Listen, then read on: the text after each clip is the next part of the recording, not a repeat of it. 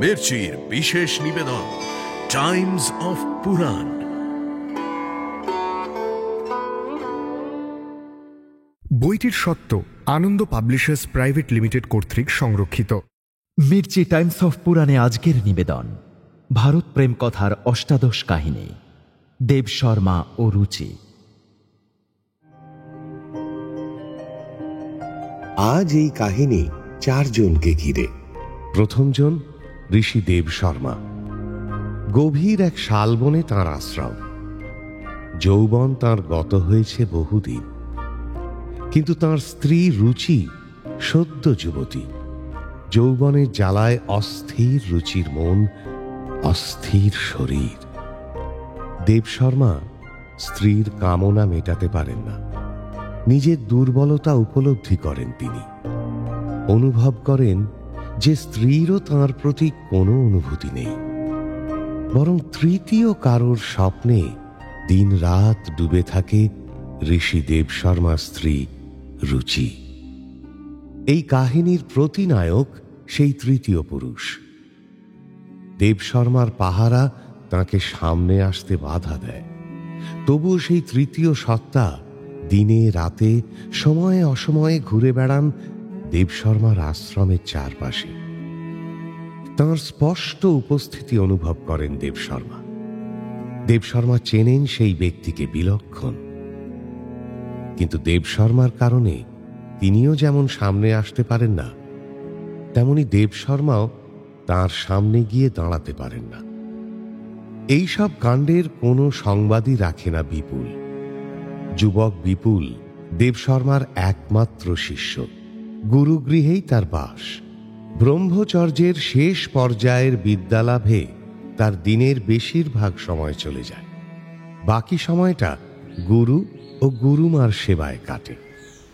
কামত্মতা ন প্রশস্তা ন চৈব হস্ত্যা কামতা কাম্যো হি বেদধিগম কর্মযোগশ্চ বৈদিক সংকল্পমূল কাম্যব্যে যজ্ঞা সংকল্প সম্ভবা ব্রতানি যমধর্মশ্চ সর্বে সংকল্পজ স্মৃতা। সেদিন গুরুরই নির্দেশে গ্রন্থ খুলে বসে পাঠ আত্মস্থ করছিল বিপুল। হঠাৎ গুরুর ডাক শুনতে পায় সে। বিপুল! গুরুর ডাকে গ্রন্থ সরিয়ে রেখে গুরুর সামনে উপস্থিত হয় বিপুল। প্রণাম গুরুদেব, আজ্ঞা করুন। কি করছিলে বিপুল? আগে গুরুদেব, আপনারই নির্দেশে মনুস্মৃতির পাঠ মুখস্থ করছিলাম। ওহো, তোমার পড়ায় বিঘ্ন ঘটালাম আমি? বিঘ্ন কেন বলছেন গুরুদেব? মার্জনা, শিষ্যের ঔদ্ধত্য ক্ষমা করবেন গুরুদেব। প্রশ্ন করলাম আমি। যুক্তিসঙ্গত প্রশ্ন করা ঔদ্ধত্যের প্রকাশ নয় বৎস। সেই শিক্ষা আমি তোমায় দিয়েছি, কিন্তু কিন্তু বোধহয় আমারই তোমাকে ডাকা উচিত হয়নি।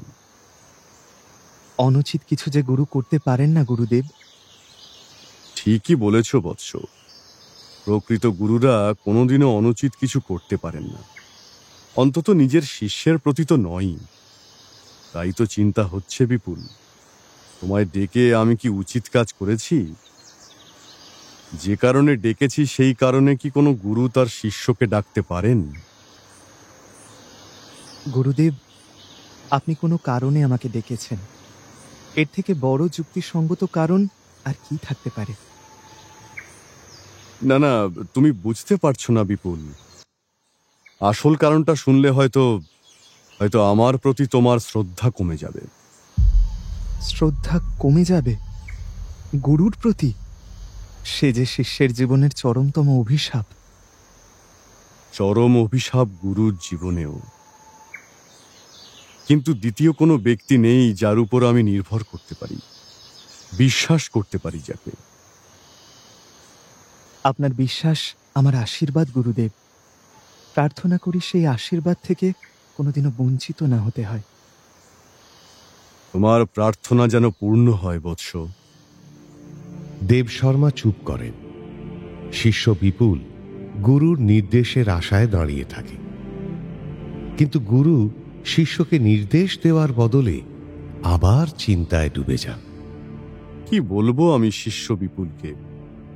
কিভাবে বলবো যে আমার স্ত্রী বিপুলের শ্রদ্ধেয় গুরুমাতা পরপুরুষে আসক্ত, এবং সেই আসক্তির কারণ আমার নিজের অক্ষমতা। গর্ব করার মতো রূপ নেই আমার, নেই যৌবনও, তবু রুচিকে আমি ভালোবাসি। কেন বাসি তা আমি জানি না। আমার স্বামিত্বের অধিকার চরম ঘৃণায় তুচ্ছ করে দিয়েছে রুচি, তবু আমি হার মানতে পারি না।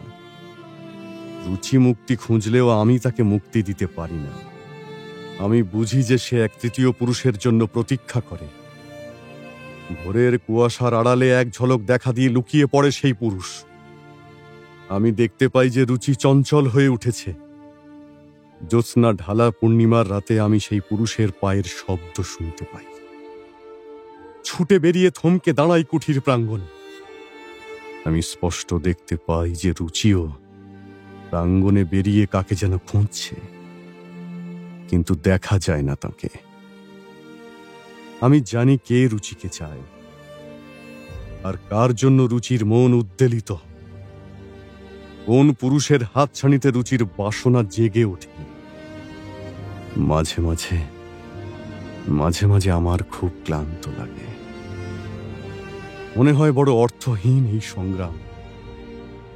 রুচি আমাকে ভালোবাসে না, ভালোবাসবে না, ভালোবাসতেও পারে না, কারণ প্রেমকে রূপ এবং যৌবনের উৎসব বলে মনে করেছে রুচি। তৃপ্ত কামনার সুখী বন্ধন ছাড়া পুরুষের আর কোনো বন্ধন সে স্বীকার করতে চায় না।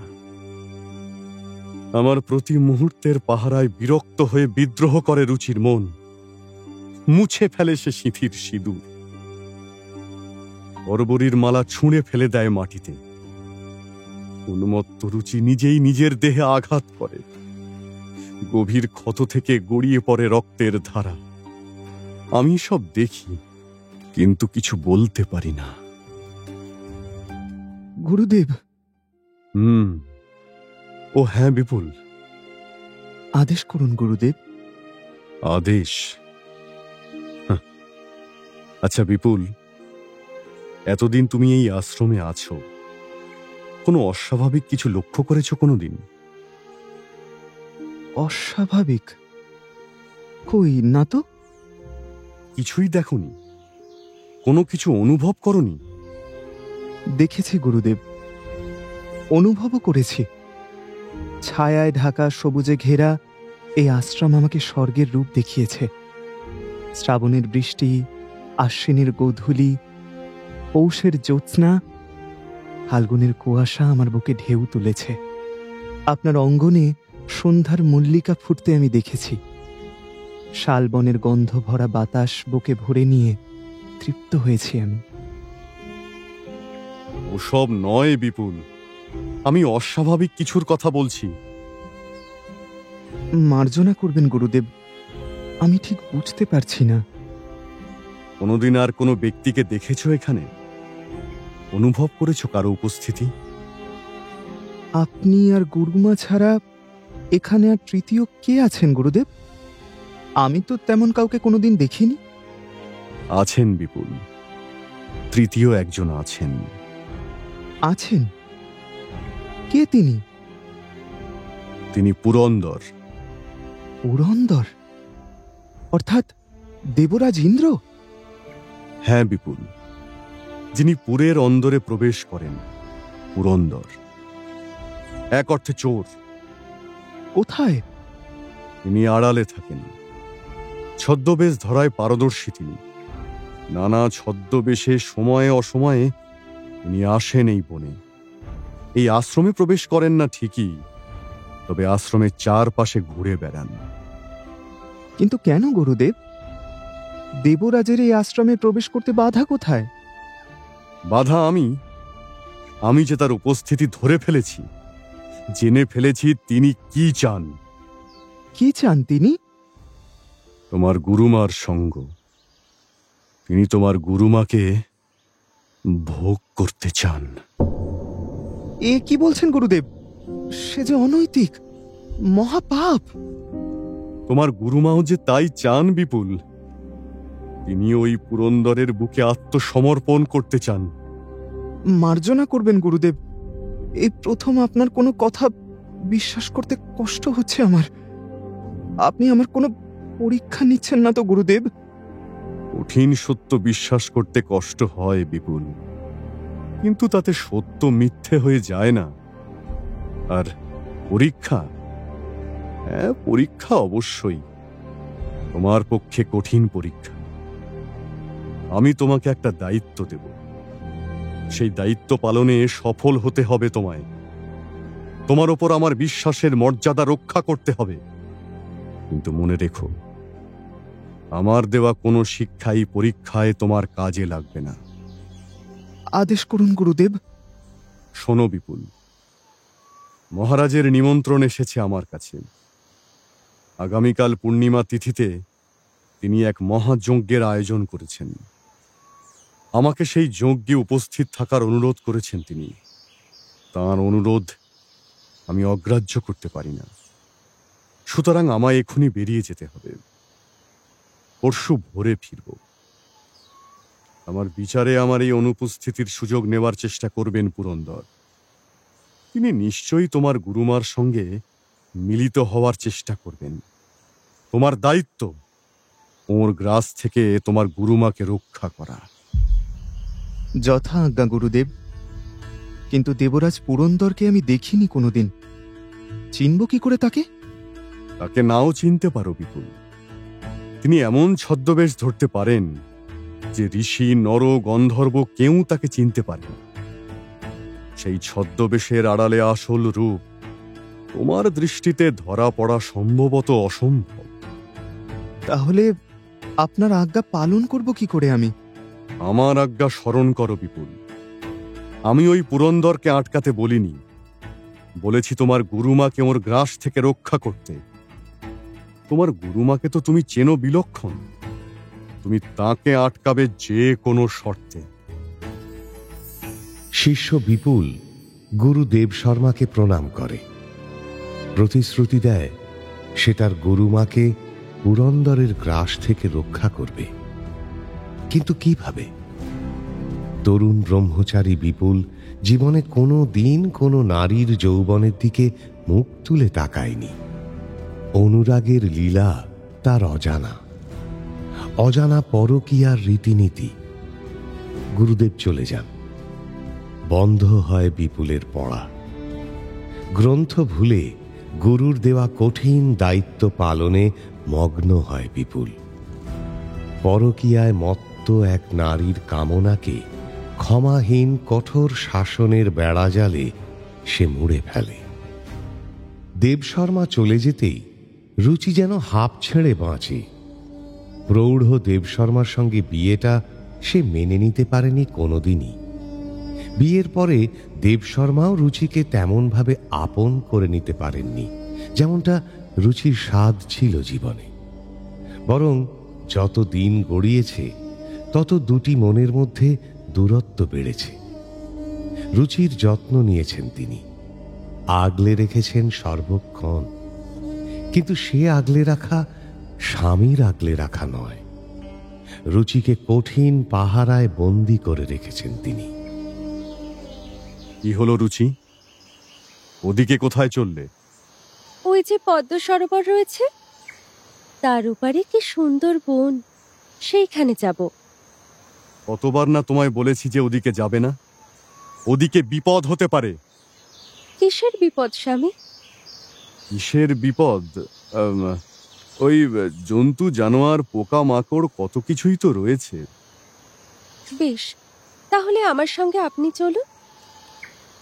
আমি না না, আমার এখন ওদিকে যাওয়া হবে না। আমার পড়াশুনো রয়েছে। আমার কি জঙ্গলে জঙ্গলে ঘুরে বেড়ালে চলবে? কিন্তু তাহলে তো আমার ওই দিকটা দেখাই হবে না। না হলে না হবে, এই আশ্রমের চারপাশে ঘোরাঘুরি করো। ওদিকে বনে যাওয়ার তো কোনো দরকার নেই। দরকার নেই? না, নেই। বেশ কথা স্বামী, যাব না। দেবশর্মা কখনো বোঝার চেষ্টা করেননি যে রুচি কি চায়। রুচির ওপর নিজের মতামত, নিজের জ্ঞান, নিজের পছন্দ অপছন্দ জোর করে চাপিয়ে দিয়েছেন বারবার। বারবার রুচি অনুভব করেছে যে তার প্রতি দেবশর্মার ভালোবাসা নেই। আছে শাসন, আছে অধিকার প্রতিষ্ঠা করার এক নৃশংস বাসনা। রাতের পর রাত ছটফট করেছে রুচি, কিন্তু দেবশর্মা নির্বিকার থেকেছেন। বসন্তের সন্ধ্যায় নিজেকে পরিপাটি করে সাজিয়ে দাঁড়িয়েছে সে স্বামীর সামনে, কিন্তু স্বামী মুখ তুলে চাননি। স্বামী, আজ বসন্তের বাতাসে প্রকৃতি উন্মত্ত হয়েছে। আজ আমার বাসনা তার ডানা মেলতে চাইছে আকাশে। আজকের চাঁদের আলোয় আসুন আমরা নিজেদের মধ্যে হারিয়ে যাই। আহা রুচি, সংযত হও। এ কেমন নির্লজ্জ ব্যবহার তোমার! নির্লজ্জ? লজ্জা যে নারীর ভূষণ, তুমি কি তাও জানো না? নিজের হৃদয়ের কথা নিজের স্বামীকে বলতে গেলে লজ্জা পেতে হবে, সংযত হতে হবে। হ্যাঁ, হতে হবে। বেশ, চাই না আপনার সাহচর্য, চাই না আপনার শৃঙ্গার, কিচ্ছু চাই না, কিচ্ছু নয়। বিফলে গেছে রুচির সাজ, চোখের কাজল লেপ্টে গিয়েছে গালে। বন্দি জীবন বোঝা হয়ে উঠেছে রুচির কাছে। রুক্ষ শুষ্ক রুচির জীবনের এক পশলা বৃষ্টির পরশ হয়ে এসেছেন সেই সুপুরুষ, যার নাম দেবশর্মাই বলেছেন, পুরন্দর। দূর থেকেই হলেও তিনি প্রথম পুরুষ যিনি রুচির দেহের দিকে চেয়ে দেখেছেন প্রথমবার। সেই টাকা নয়, শাসন নেই, আছে পরকীয়ার জ্বালা ধরানো মোহন নেশা। নিজের যৌবনের প্রথম স্বাদ পেয়েছে রুচি তাঁর ওই মায়াবী দৃষ্টিতেই। স্বয়ং পুরন্দর আমার দিকে চেয়েছেন, তিনি আমাকে পেতে চান। আমার দেহ তার এই কামনায় চঞ্চল হচ্ছে প্রতি মুহূর্তে। তাকে কোনোদিন স্পর্শ করতে পারিনি, কোনোদিন তার বুকে লুটিয়ে পড়ে শান্ত হতে পারিনি। স্বপ্ন স্বপ্নই রয়ে গেছে এতদিন, সেই স্বপ্নই সার্থক হওয়ার সময় এসেছে এবার। ধৈর্যের পরীক্ষায় সফল হয়েছি আমি। অল্প সময়ের জন্য হলেও স্বামী নামের প্রহরীর পাহারা থেকে মুক্ত হতে পেরেছি। আমাকে এই সময়ের সদ্ব্যবহার করতে হবে। এই আমার মুক্তির সময়, আমাকে প্রতিটি মুহূর্তকে উপভোগ করতে হবে। নিজেকে সাজিয়ে তোলার বাসনায় প্রতিটা গাছের কাছে গিয়ে ফুল সংগ্রহ করে রুচি। আড়াল থেকে তার উপর সতর্ক দৃষ্টি রাখে ব্রহ্মচারী বিপুল। গুরুর নির্দেশ। যৌবনের ঢেউ প্রথম ধাক্কা দেয় ব্রহ্মচারীর মনে। আচমকা যেন বুকে এক অজানা স্পন্দন শুরু হয় তার, যেন ওই কোমরের আঁচল হয়ে দুলে ওঠে তার হৃদয়। নতুন এই অনুভূতির অর্থ বোঝে না ব্রহ্মচারী বিপুল, তবে গুরুর নির্দেশ পালন করতে ভালো লাগে তার। এমন ভালো আগে কখনো লাগেনি। সরোবরের জলে স্নান সেরে ওঠে রুচি। দু চোখ ভরে দেখতে থাকে বিপুল। গুরুর নির্দেশ।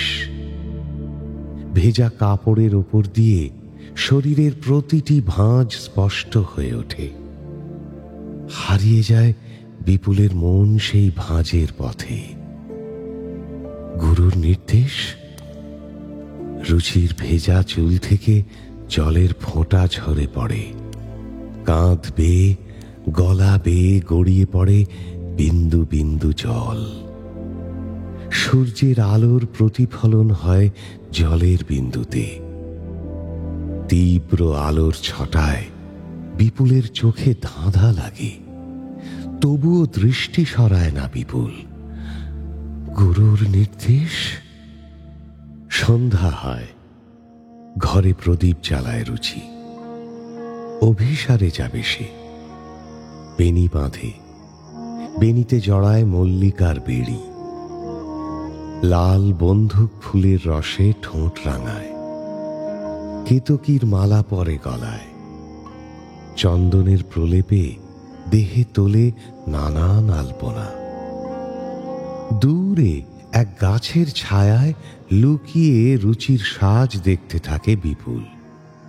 হঠাৎ বিপুল বুঝতে পারে যে আশ্রমের বাইরে কার যেন পদশব্দ, কে যেন এসে বাইরে অপেক্ষা করছে। এই প্রথম চমকে ওঠে বিপুল। গুরুকে দেওয়া প্রতিশ্রুতি রক্ষা করার জন্য নিজের মনকে শক্ত করতে চায়। ফিরে দেখে দূরে ছাতিম তলায় ছায়ার মধ্যে কে যেন দাঁড়িয়ে। তাকে স্পষ্ট করে বোঝা না গেলেও বিপুল বুঝতে পারে যে দেবরাজ পুরন্দর এসে গেছে রুচির সঙ্গে শৃঙ্গারে। কিন্তু কোন শক্তি বলে সে আটকাবে তাকে? অস্ত্র বলে? অসম্ভব। আবেদনে? না, বিশ্বাস হয় না। তিনি শুনবেন কেন? কেন মানবেন এক তরুণ শিক্ষার্থীর কথা? তিনি যে সর্বে সর্বা, দেবরাজ। মনে পড়ে গুরুর নির্দেশ, পুরন্দরকে নয়, রক্ষা করতে হবে তার রুচিকে। কুটিরের দিকে ফিরে তাকাতেই বিপুল দেখতে পায় এক ফুঁয়ে সন্ধ্যাদীপ নিভিয়ে দেয় রুচি। শালের বিশাল অরণ্যের সবুজ অন্ধকারে ডুবে যায় ঋষি দেব শর্মার সামান্য দেউল। বিপুলের হৃদয়ের স্পন্দন বাড়ে। ঘর থেকে বেরিয়ে আসে রুচি। আর দেরি করে না বিপুল, দ্রুত ছুটে গিয়ে রুচির পথ আটকে দাঁড়ায়। চমকে ওঠে রুচি। এ কি, তুমি এখানে কেন বিপুল? উত্তর দিতে পারে না বিপুল।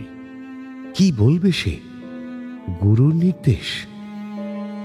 বলতে হয় না তাকে মুখ ফুটে। বিপুলের স্তব্ধতা উত্তর দেয় রুচির প্রশ্নের। বুঝেছি বিপুল, গুরুভক্ত তুমি গুরুর নির্দেশে আমার পথ আটকে দাঁড়িয়েছ। কিন্তু ভুল করো না, আমার অভিশাপ থেকে যদি বাঁচতে চাও তবে দূরে সরে যাও। মাথা হেঁট করে দাঁড়িয়ে থাকে বিপুল, সরে যেতে পারে না দূরে। গুরুভক্ত শিষ্য আজ যে কোনো গঞ্জনা, যে কোনো অভিশাপ সইতে পারে। পারে না শুধু গুরুপত্নীকে ওই পুরন্দরের কাছে যেতে দিতে। নিজের মনকে আরো শক্ত করে বিপুল। কঠিন কিছু বলার জন্য চোখ তুলে চোখ রাখে রুচির চোখে। আর তখনই কোন এক অজানা ভয়ে তার বুকের ভেতরটা কেঁপে ওঠে। গুরুকে স্মরণ করে সে মনে মনে।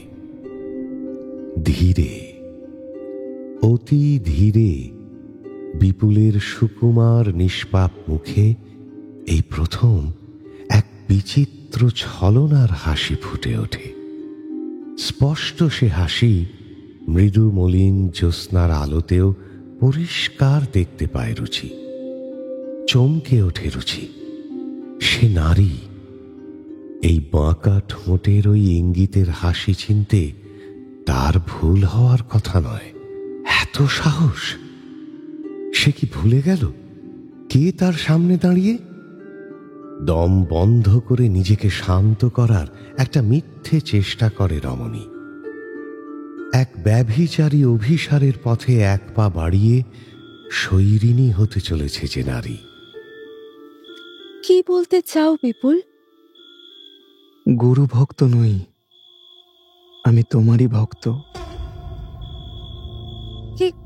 কি বললে? তুমি আমার ভক্ত? কোনোদিনও শুনিনি এই কথা।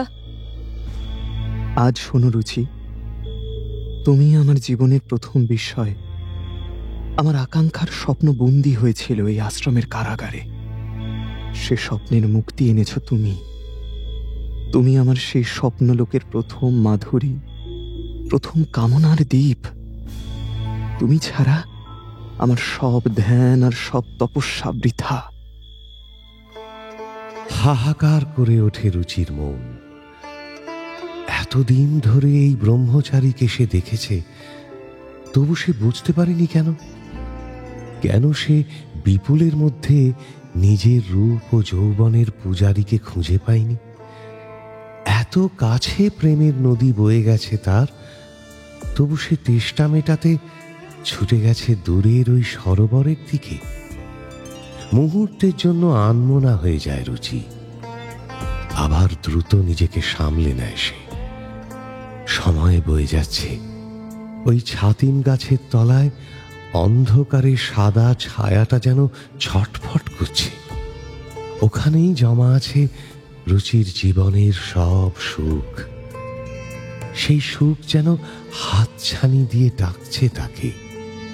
কিন্তু বিপুল বিশ্বাস করতে ইচ্ছে করে তাকে, তবু বিশ্বাস করতে পারে না রুচি। সন্দেহ মেটাতে প্রশ্ন করে সে, কি চাও বিপুল?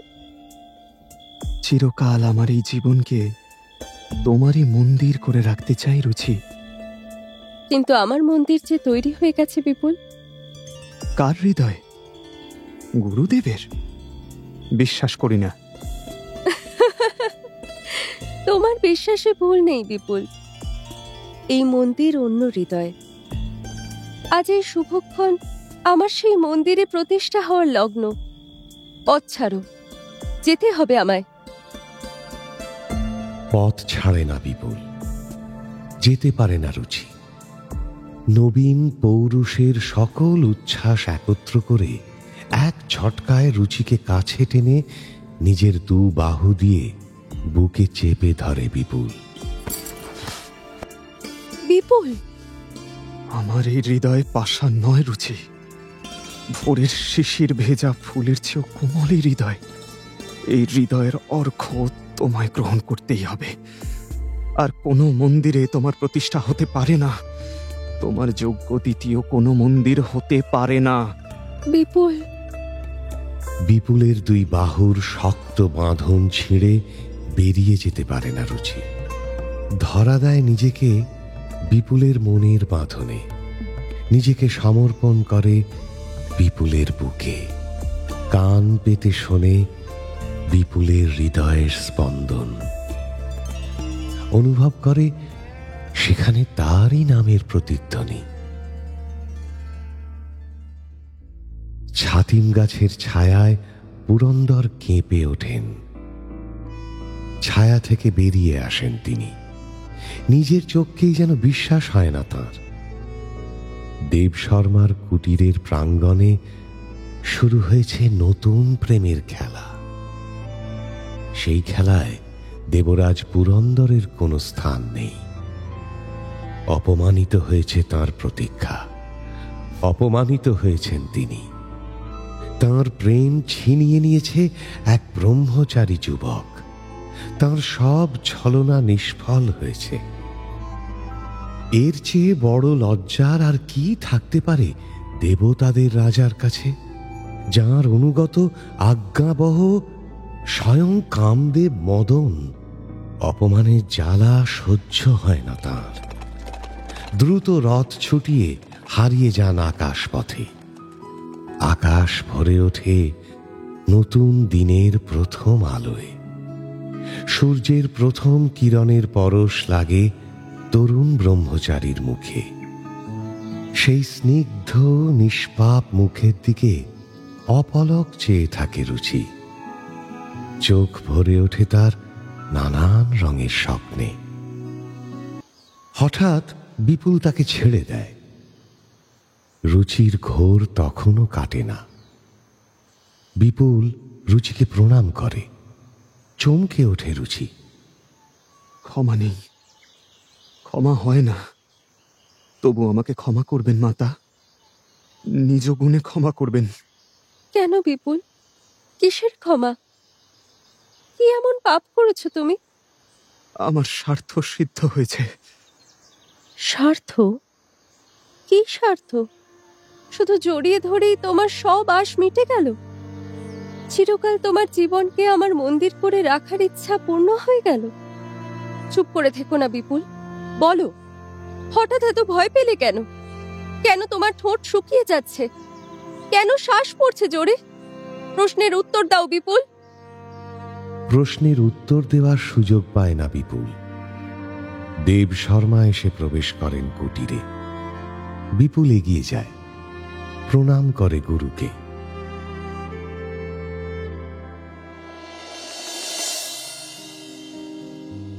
দেব শর্মা খুশি হন জেনে যে বিপুল তার প্রতিশ্রুতি রক্ষা করেছে। কিন্তু বদলে যায় অনেক কিছুই। আগের দিনগুলো যেন মুছে যায় আশ্রমের জীবন থেকে। যেখানে যা ছিল তেমনই থাকে।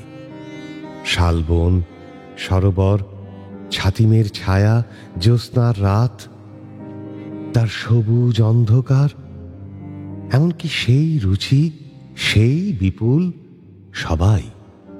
শুধু থাকে না দেব শর্মার পাহারা। আর দরকার পড়ে না সেই পাহারা। বনের হরিণ যেন ঘরেই তার স্বপ্নের রাজ্য খুঁজে পেয়েছে। ছাতিম গাছের দিকে চেয়ে আর সে ধ্যান করে না। আর সে সরোবরের পৈঠায় বসে স্বপ্ন বনে না। সেই তৃতীয় পুরুষের উপস্থিতিও আর অনুভূত হয় না। দেব শর্মা বুঝতে পারেন না, রথের শব্দে নয়, রুচির মন দুলে ওঠে আশ্রমেরই একমাত্র ব্রহ্মচারীর পায়ের শব্দে। অনুভব করেন দেব শর্মা, রুচির হৃদয়ে যেন এক শূন্যতার গভীরে ডুবে রয়েছে। বুঝতে পারেন না কেন তার জীবনের সব আগ্রহ স্তব্ধ হয়ে গেছে। এ যেন এক অন্য রুচি। দেব শর্মার রুচি যেন হারিয়ে গিয়েছে। দেব শর্মার সুখী হওয়ারই কথা তাতে, তবুও তিনি সুখী হতে পারেন না। যেন উদাস ও অসহায় হয়ে যান দেব শর্মা। ক্লান্ত হয়ে পড়েন তিনি। এক সকালে রুচি এসে দাঁড়ায় দেব শর্মার সামনে। আমার একটি অনুরোধ আছে। আমার কাছে? হ্যাঁ। বলো। একটি উপহার চাই আমার। কি? গন্ধর্ব নারীরা যে দিব্যগন্ধ চম্পক কবরীতে পড়ে, সেই চম্পক আমার চাই। অনুরোধ জানিয়ে চলে যায় রুচি। অসহায় দেব শর্মা আবার ডাকেন তাকেই, যাকে তিনি রুচির থেকেও বেশি বিশ্বাস করেন। বিপুল! গুরুর ডাকে চমকে ওঠে বিপুল। হঠাৎ যেন এক অপরাধ বোধ গ্রাস করে তাকে। পরপুরুষে আসক্ত গুরুমাকে সর্বনাশের হাত থেকে রক্ষা করেছে সে মিথ্যা প্রেমের অভিনয়। কিন্তু সত্যি সবই কি মিথ্যা? গুরুমার সঙ্গে তঞ্চকতা করতে গিয়ে গুরুর সঙ্গে তঞ্চকতা করে বসেনি তো সে? সত্যিই কি সব মিথ্যা অভিনয় ছিল? তাহলে কেন সে গুরুকে বলতে পারেনি কিভাবে সে আটকেছে তার গুরুমাকে? কেন সে ভুলে যেতে চাইছে সেই রাত, তবুও পারছে না আপ্রাণ চেষ্টা করে? গ্রন্থ ফেলে রেখে ধীর পায়ে গুরুর সামনে এসে দাঁড়ায় বিপুল। আদেশ করুন গুরুদেব। রুচি উপহার চেয়েছে। দিব্যগন্ধ চম্পক কোথায় আছে জানি না, তুমি নিয়ে এসো।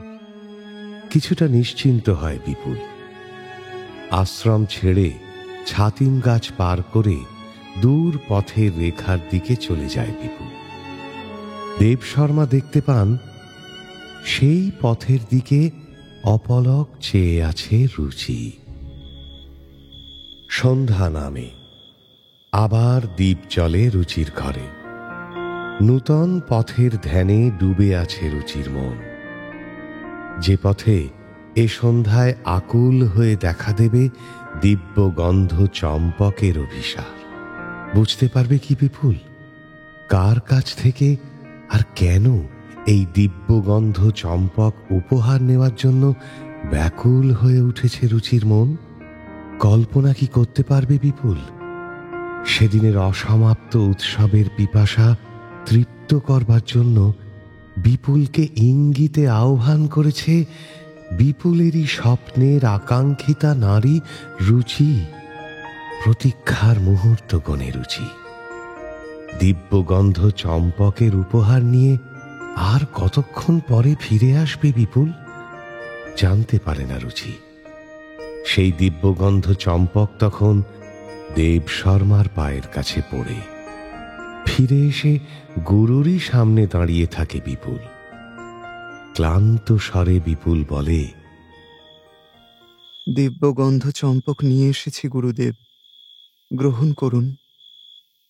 এই দিব্যগন্ধ চম্পকের উপহার আমার জন্য চাইনি, যে চেয়েছে তাকে দিয়েছো। কে চেয়েছে? রুচি। কিন্তু এই উপহার গুরুপত্নীর কাছে আমি কেন নিয়ে যাব গুরুদেব? সে যে আমার কাজ নয়। আমি জানি রুচি তোমারই হাত থেকে এই উপহার নিতে চায়। আমাকে ভুল বুঝবেন না গুরুদেব। তোমাকে ভুল বুঝিনি বৎস, আমি তোমাকে মুক্তি দিতে চাই। তুমি আর আমার শিষ্য নও। হ্যাঁ, কেন গুরু? নিজের মনের কাছেই প্রশ্ন করো। আমার গোপনীয় অপরাধ ক্ষমা করুন গুরুদেব। কিসের গোপনীয়? বিশ্বাস করুন গুরুদেব, আমি ছলনা করেছি মাত্র, তার বেশি কিছু নয়। শুধু গুরুপত্নীকে রক্ষা করেছি, শুধু ভালোবাসার অভিনয় করেছি। নিতান্তই হৃদয়হীন সেই ভালোবাসা, তার মধ্যে আর কোনো ইচ্ছে ছিল না গুরুদেব। ভালোই করেছো বিপুল, বিশ্বাস করি আমি। তোমার সেই অভিনয় নিতান্তই অভিনয়। গুরুপত্নীকে রক্ষা করা ছাড়া আর কোনো ইচ্ছা তোমার ছিল না। কিন্তু কিন্তু কিন্তু গুরুদেব, তোমার ছলনা হৃদয়হীন বটে, কিন্তু তুমি তো হৃদয়হীন নও। কি ভয়ঙ্কর সত্য বলেছেন গুরু। বিপুলের বুকের পাঁজর কেঁপে ওঠে। সেই পাঁজরের আড়ালে গভীর গোপনে জমে থাকা এক মধুর অনুভব যেন কেঁদে বলে ওঠে, তোমার ছলনা হৃদয়হীন বটে, তুমি তো হৃদয়হীন নও। তুমি তো হৃদয়হীন নও। তুমি তো হৃদয়হীন। ক্ষমা করেছেন গুরু, কিন্তু অনুভব করে বিপুল এই আশ্রমে গুরুর শিষ্য হয়ে থাকবার অধিকার সত্যি হারিয়েছে সে। চলে যেতে হবে তাকে চিরকালের মতো। তবে তার আগে অসমাপ্ত কাজ সে সেরে যাবে। সেদিন গুরু পরপুরুষের হাত থেকে নিজের যুবতী স্ত্রীকে রক্ষা করবার দায়িত্ব দিয়েছিলেন তাকে। পরপুরুষের হাত থেকে গুরুমাকে সে রক্ষা করেছে ঠিকই, কিন্তু গুরুমার জীবনে নতুন এক মোহ তৈরি করেছে সে। গুরু ও গুরুমার দাম্পত্য জীবনে সেও যে এক পরপুরুষ। আমার মিথ্যে প্রেমের ছলনা যে টলিয়ে দিয়েছে এতদিন ধরে তিল তিল করে গড়ে তোলা এক মহান পবিত্র সম্পর্কের ভিত। গুরুমাতা যে মাতার চেয়েও ভরণীয়, বরণীয়, বিধান যে তাই শিক্ষা দিয়েছে চিরকাল। এই গুরুমাতা আমাকে এতকাল দিয়েছেন স্নেহের আঁচলের তলার ছায়া। তিনি যে প্রতিদিন সযত্নে বেড়ে দিয়েছেন ক্ষুধার অন্ন। তাঁরই কোমল স্নিগ্ধ হাত এঁকে দিয়েছে আমার জ্বর তপ্ত কপালে আশীর্বাদের আলপনা। না না, এ হতে পারে না। গুরুমার মোহ যদি আমি নিজেই না ভাঙি, তবে তবে গুরুর দেওয়া দায়িত্ব সম্পূর্ণ পালন হয় কি করে? বিপুল পরম অনুতাপে দগ্ধ হতে হতে অনুভব করে গুরুর দক্ষিণা দিতে গিয়ে সমাজের কোন অলঙ্ঘ নির্দেশ লঙ্ঘন করেছে সে। সে পাপী, সে পাতক। পৃথিবীর সবচেয়ে পবিত্র সম্পর্কে আমি ঢেলে দিয়েছি কলঙ্কের কালি। কলুষিত স্পর্শ দিয়ে ছলনা করেছি মানুষের সবচেয়ে পবিত্র সম্পর্ককে। এ কি করেছি আমি? না না, উন্নাম নরকেও স্থান হতে পারে না আমার।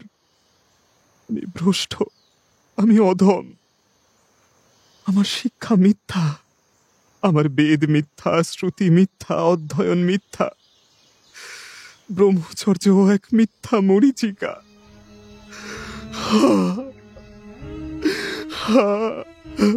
হে বিধাতা, আমার দীক্ষাও যে অসুচি,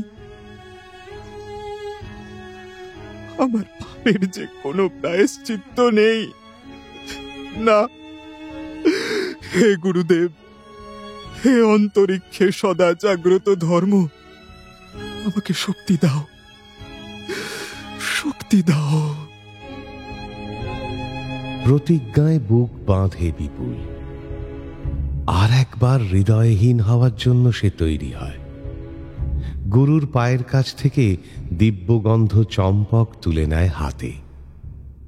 শেষবারের মতো গুরুকে প্রণাম করে বলে, আমি আপনারই শিষ্য, আমি চিরকালের গুরু ভক্ত শিষ্য। দেবশর্মাকে প্রণাম করে দ্রুত চলে যায় বিপুল। রুচির ঘরে প্রদীপ শিখা কেঁপে ওঠে। দিব্যগন্ধ চম্পকের উপহার নিয়ে এসে রুচির সামনে দাঁড়ায় বিপুল। এনেছি আপনার দিব্যগন্ধ চম্পক। এই কি উপহার দেবার রীতি? আমি তো আপনাকে কোনো উপহার দিচ্ছি না গুরুপত্নী, আমি গুরুর আদেশ পালন করছি। গুরুর আদেশ? কিন্তু তুমি কি সত্যি বুঝতে পারোনি বিপুল, তোমারই হাত থেকে ওই দিব্যগন্ধ চম্পক নেবার জন্য ব্যাকুল হয়ে রয়েছে আমার হৃদয়? বুঝতে পারি, কিন্তু বুঝতে পারি না গুরুপত্নী কেন তার স্বামীর এক শিষ্যের কাছ থেকে এমন উপহার আশা করেন। ভুলে যাও কেন বিপুল?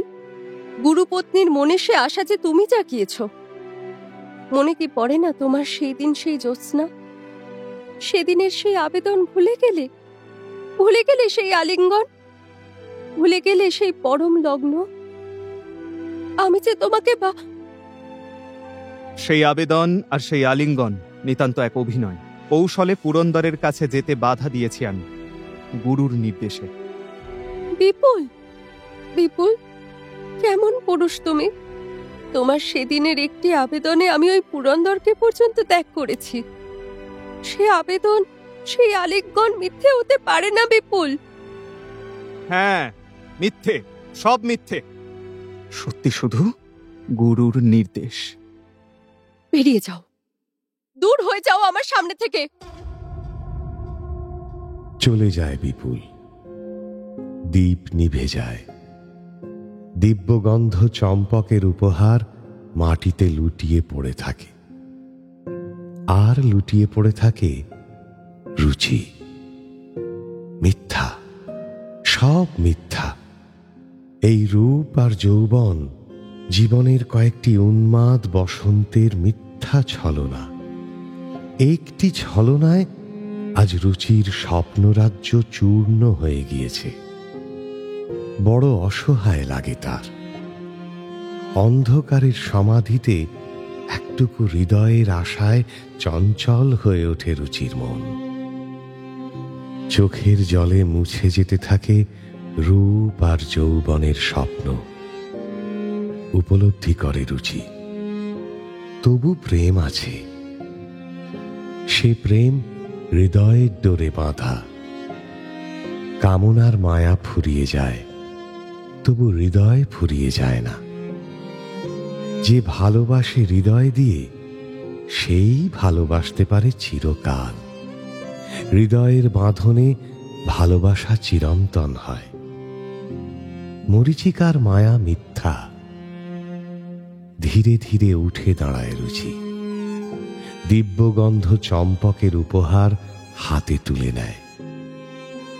দীপহীন অন্ধকারে চিরকালের সত্যি প্রেমিকের অভিসারে চলে সে। এক অন্ধকার ঘর থেকে বেরিয়ে অন্য এক অন্ধকার ঘরে এসে ঢোকে। ঋষি দেবশর্মা হঠাৎ চমকে ওঠেন।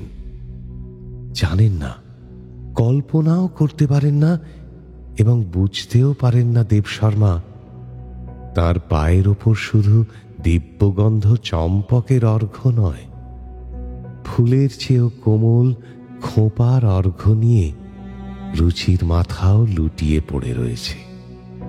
কিসের অর্ঘ্য? দেবশর্মা হাত বাড়িয়ে সে অর্ঘ্য স্পর্শ করতে গিয়েই রুচির মাথা স্পর্শ করেন। দুই হাত দিয়ে দেবশর্মার হাত চেপে ধরে রুচি। এ কি? কে তুমি? আমি তোমারই রুচি। এত দুঃখ কিসের তোমার রুচি? যে মুক্তি তুমি চাও সেই মুক্তি আমি তোমাকে দিয়ে দিয়েছি। চাই না মুক্তি, কি চাও বলো? চাই তোমার বাঁধন, চাই তোমার দেওয়া শাস্তি, চাই তোমার বাধা, চাই তোমার শাসন। কোনোদিন যা চাওনি আজ তুমি কেন চাইছো রুচি? কোনোদিন যা বুঝিনি আজ তাই বুঝতে পেরেছি ঋষি। কি? তুমি হৃদয়, তুমি সত্যি, আর সবই মিথ্যা ছলনা। ওঠো রুচি। রুচি ওঠে। দ্বীপ জ্বালে। সে দ্বীপের আলোয় দেখা যায় দেবশর্মার পায়ে নিবেদিত দিব্যগন্ধ চম্পক রুচির খোঁপায় গাঁথা রয়েছে। রাত বেড়ে চলে, ঘন হতে থাকে আঁধার। কুটিরের একটি প্রদীপ যেন পাল্লা দিয়ে আরো উজ্জ্বল হতে থাকে। তার কাঁপা আলোর ছায়ায় তৈরি হতে থাকে নতুন এক ছবি। অভাগা অভিশপ্ত বিপুলের কি হয় তা গঙ্গাপুত্র ভীষ্ম বা তাঁরই পরমাত্মীয় ব্যাস কেউই বলে যাননি। হয়তো আজও সে রুচির প্রতি তার পবিত্র স্খলনের ভার বয়ে অতৃপ্ত আত্মা নিয়ে ঘুরে ফেরে হিমালয়ের কোনো এক শালবনে।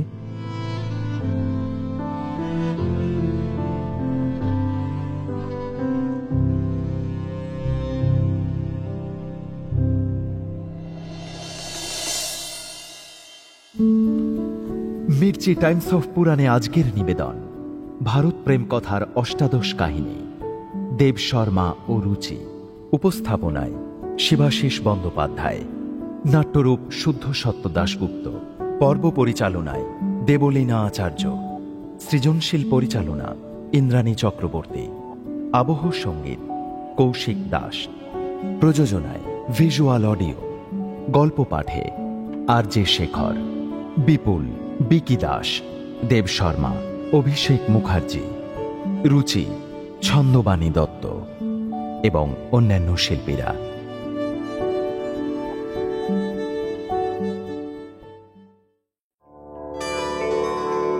মির্চির বিশেষ নিবেদন টাইমস অফ পুরাণ।